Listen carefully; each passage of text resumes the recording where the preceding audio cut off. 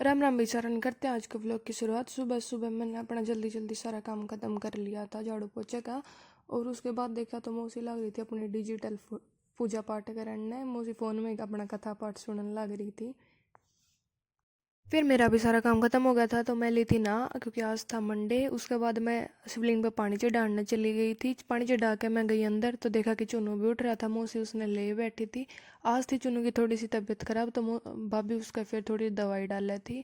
फिर हमने काट लिए थे अमरूद। हम सारे आड़े धूप में बैठे थे। और आड़े या मेरी नटखट भाभी हो रही है जमाराज जी, और साथ में बनाने लग रही थी चाय। फिर दिन में दोपहर में पूरा दिन करी मैंने पढ़ाई, क्योंकि मेरे आगे हैं एग्ज़ाम तो थोड़ा पढ़ना पड़ेगा ही फिर तय।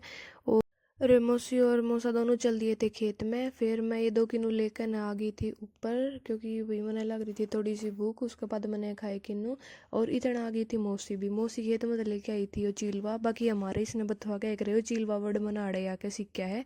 फिर मैं आ गई थी भाभी और दो मौसी और भाभी दोनों लाग रही थी अपने अपने काम करने। फिर मौसी ने लेके बैठ गई थी चुन्नू ने, और भाभी चल पड़ी थी भाई गोबर गिरने।